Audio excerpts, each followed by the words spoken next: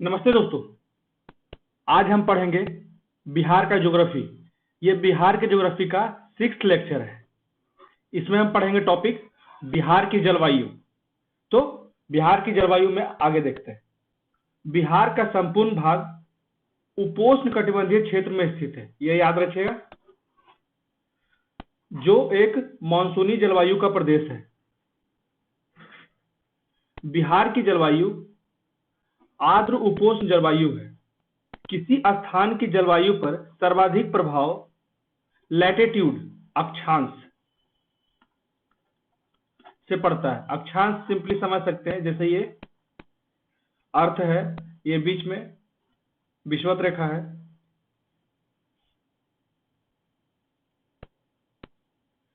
तो इसके पैरेलल में जितने भी लाइंस है ना, ये अक्षांश है, और वर्टिकली जितने भी लाइंस हैं ये देशांतर है। ठीक है, तो इससे अतिरिक्त अन्य कारकों में ऊंचाई, अक्षांश से तो उनका परिवर्तन होता ही है जलवायु का, उसके अलावा ऊंचाई, समुद्र से दूरी, वायु की दिशा, वन मतलब जंगल, समुद्री जल स्तर, वर्षा की मात्रा और पर्वत, ठीक है, आदि भी जलवायु को प्रभावित करते हैं।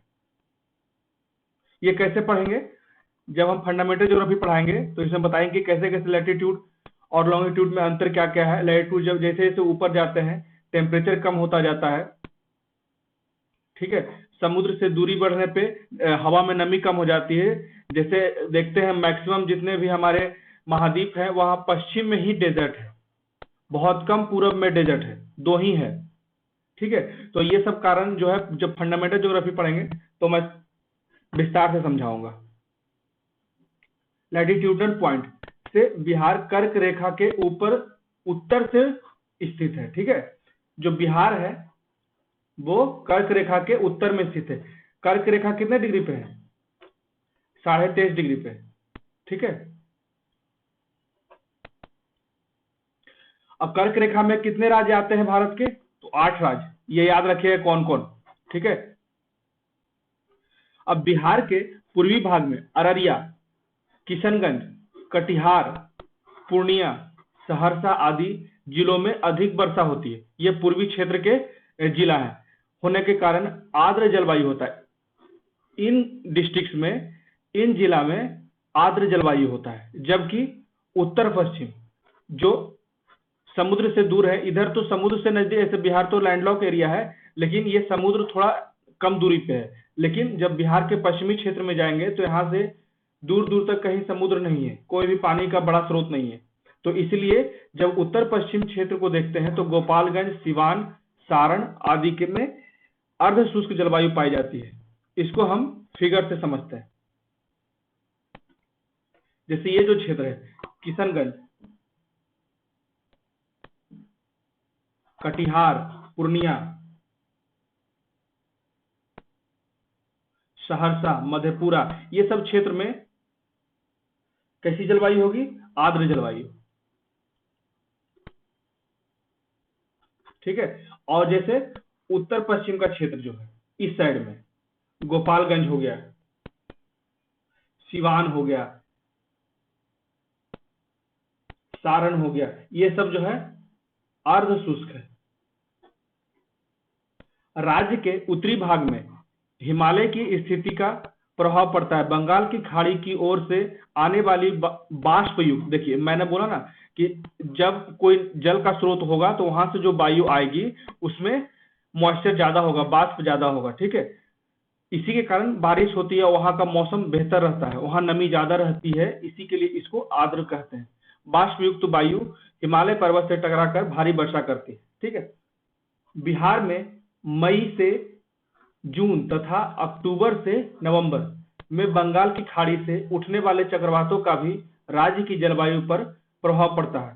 शरद ऋतु में पछुआ पवन आते हैं, तो पछुआ पवन से जो पछुआ विक्षोभ के कारण शीतोष्ण चक्रवातीय वर्षा का भी प्रभाव रहता है। ठीक है, ये हो गया मानसून, ये हो गया रिटर्निंग मानसून, और उसके बाद ये शरद ऋतु में ठंडी में पछुआ विक्षोभ, इसको वेस्टर्न डिस्टर्बेंस भी कहते हैं, ठीक है, का प्रभाव भी बिहार राज्य पर पड़ता है। बिहार की जलवायु में वर्ष भर नमी मॉइस्चर ह्यूमिडिटी बनी रहती है, जिस कारण बिहार की जलवायु को संशोधित महाद्वीपीय जलवायु कहते हैं। ये एक वर्ड याद रखिएगा, संशोधित महाद्वीपीय जलवायु। बिहार में विभिन्न जलवायु विशेषता के कारण 3 प्रकार की ऋतुएं पाई जाती है, जिसमें ये टाइम याद रख लिए कम से कम मंथ। ग्रीष्म ऋतु कब से कब तक होता है? मार्च टू जून, ठीक है। वर्षा ऋतु कब से होता है? जून टू अक्टूबर। उसके बाद शीत ऋतु कब से कब तक होता है? अक्टूबर से मार्च। बस ये बीच में याद रखना है। उसके बाद मार्च याद है, मार्च से जून, जून से अक्टूबर, अक्टूबर से मार्च फिर, ठीक है। अब देख लेते हैं ग्रीष्म ऋतु। बिहार में ग्रीष्म ऋतु का प्रारंभ मार्च में होता है। इस समय सूर्य के उत्तरायण, ये विषुवत रेखा हो गया, ये नॉर्थ हो गया, ये साउथ हो गया। तो यहां जब इस ओर में सूर्य जाने लगता है, इसको बोलता है उत्तरायण। और यहाँ जब इस क्षेत्र से जब इधर सूर्य आने लगता है, इसको बोलते हैं दक्षिणायन। ये शीत ऋतु में होता है और ये ग्रीष्म ऋतु में होता है, ठीक है। तो इस समय सूर्य के उत्तरायण में होने के कारण तापमान में वृद्धि होने लगता है तथा मई में बिहार का तापमान सर्वाधिक होता है, ठीक है। मई में क्योंकि इस समय बारिश भी नहीं होता है, जून के फर्स्ट वीक में बारिश आता है बिहार में।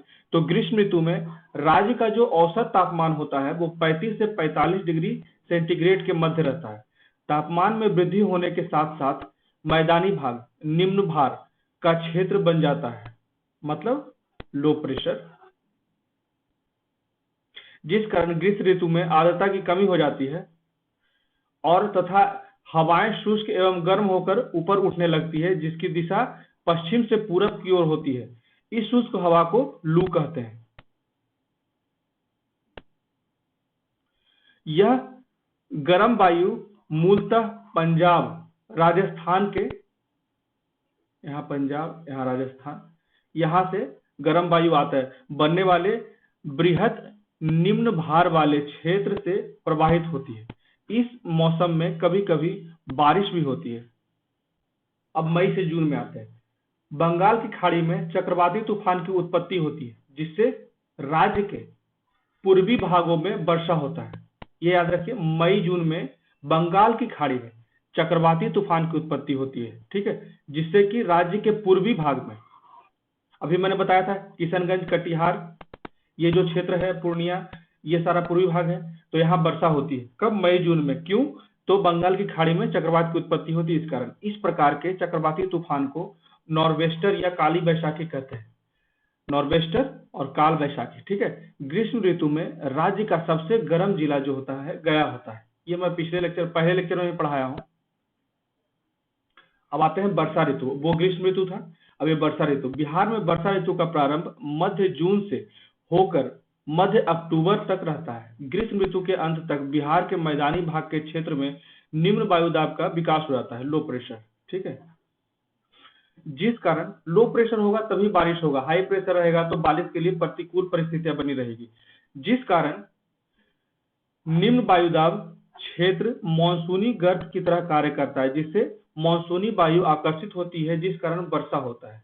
बिहार के पूर्वी भाग अररिया, पूर्णिया, किशनगंज, सहरसा, कटिहार आदि जिलों में अधिक वर्षा होने के कारण आर्द्र जलवायु पाई जाती है, जबकि उत्तर पश्चिम भाग में सारण, गोपालगंज, सिवान आदि क्षेत्र में अर्ध शुष्क जलवायु पाई जाती है तथा बिहार के दक्षिणी पश्चिमी भाग में ग्रीष्म ऋतु के मौसम में अधिकांश वर्षा होता है, ठीक है।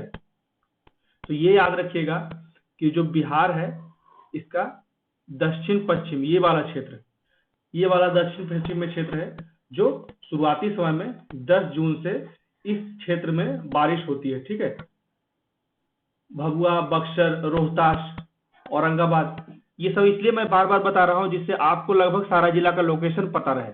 अब देखते हैं आगे। बिहार में मानसून का आगमन 10 जून से 15 से 20 जून तक संपूर्ण बिहार में विस्तृत हो जाता है। किशनगंज जो पूर्वी क्षेत्र है, बिहार का सर्वाधिक वर्षा ग्रहण करने वाला जिला है, ये भी याद रखिएगा। जैसे जैसे मानसूनी वायु का प्रवाह पश्चिम की ओर होता है, वर्षा की मात्रा कम हो जाता है, क्योंकि वायु में जो नमी होती है, आर्द्रता होती है, उसकी कमी हो जाती है। अक्टूबर के मध्य तक बिहार से मानसून वापस आ जाता है। ठीक है, ये भी याद रखिएगा, अक्टूबर के मध्य तक मानसून की वापसी हो जाती है और वायु विपरीत दिशा में वापस लौटने लगती है, जिसे मानसून का लौटना या रिट्रीटिंग ऑफ मानसून कहते हैं। ठीक है, अब देखेंगे शीत ऋतु। मध्य अक्टूबर से नवंबर तक के समय मानसून की उत्पत्ति का प्रमुख कारण जेट स्ट्रीम होता है। जो जेट स्ट्रीम वायु होती है वो हिमालय की दक्षिणी ठंडी वायु का स्वरूप ग्रहण करने लगती है। यह शरद ऋतु की स्थिति होती है। इसी समय यहाँ पे हाई प्रेशर बनने लगता है। इसी समय शीत ऋतु का बिहार में प्रारंभ होने लगता है। शीत ऋतु की प्रमुख विशेषता यह है, आसमान साफ रहेगा एवं ठंडी वायु मंद गति से स्थान से समुद्र की ओर प्रवाहित होने लगती है, अतः प्रति चक्रवातीय स्थिति उत्पन्न होती है। इस ऋतु में औसत तापमान 16 डिग्री सेल्सियस बना रहता है, जबकि जनवरी महीने में न्यूनतम तापमान 4 से 10 डिग्री सेंटीग्रेड रहता है। शीत ऋतु का सबसे ठंडा महीना जनवरी होता है। शीत ऋतु में पछुआ विक्षोभ के कारण हल्की वर्षा होती है तथा ठंड बढ़ने से पाला पड़ने लगता है, जिससे फसलों विशेषकर आलू को हानि पहुंचती है। और यह भी याद रखिएगा, जो सबसे ठंडा जिला है वो है गया।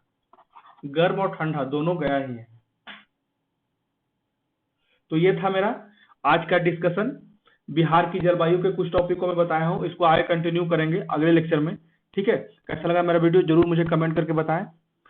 मेरे वीडियो को ज़्यादा से ज़्यादा लाइक करें, शेयर करें, कमेंट करें और सब्सक्राइब करें। Thank you.